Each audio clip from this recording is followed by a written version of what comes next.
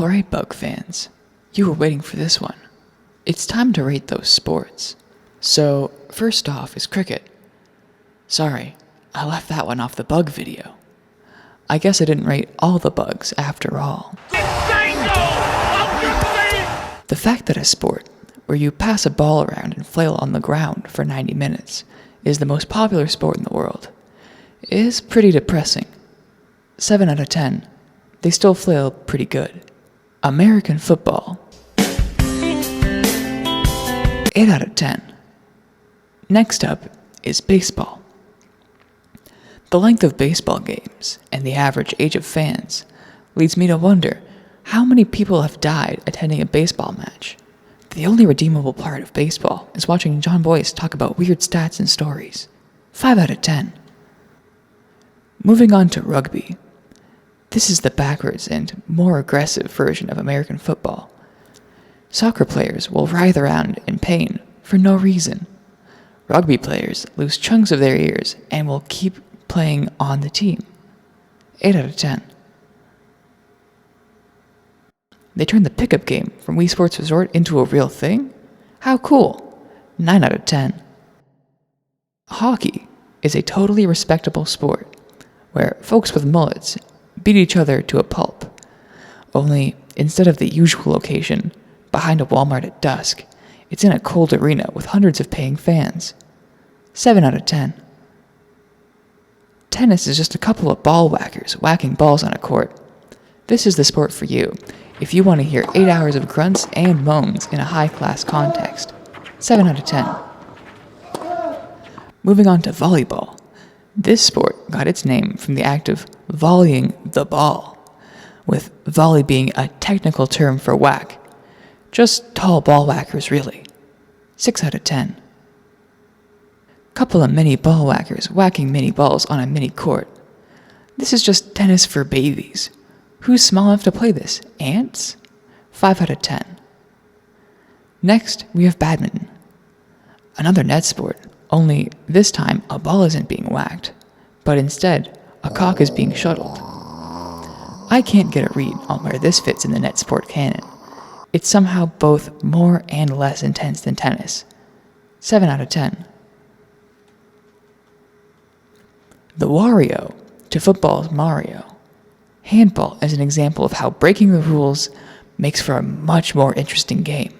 Like, look at this. Homie is just going all out for handball of all things. I appreciate the dedication. Stellar sport. 9 out of 10. Now we tackle horse racing. The concept is simple. Small man ride big horse, while rich people dress up like the queen is visiting and gamble the equivalent of a working class yearly salary. 8 out of 10 for spectacle.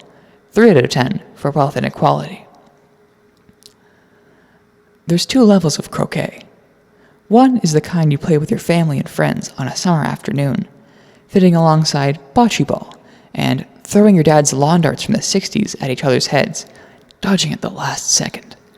That gets an 8 out of 10. Anything beyond that is strictly for the dullest, most unfortunate, and reprehensible people.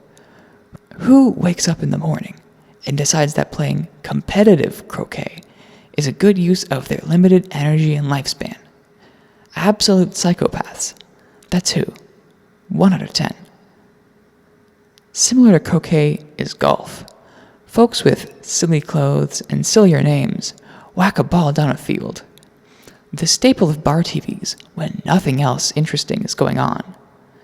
It's a bad sign when the players are more interesting than the actual sport. 4 out of 10. Switching gears to NASCAR. It can be thought of as the golf of the racing world. Folks with silly clothes and sillier names go in circles for a few hours. 6 out of 10. Track is kind of monotonous. A bunch of people running various distances, sometimes with obstacles in the way. Field is a bit more lively, however, it still boils down to the annual how high can you go and how far can you throw contest. 7 out of 10. It's just wet track and field, and until recently, its main notability was as the annual how much precious metal can Michael Phelps smuggle back home contest? The answer? Around 106 pounds. Great job, Mikey. Leave some for the rest of us, eh? 7 out of 10. Moving on to boxing.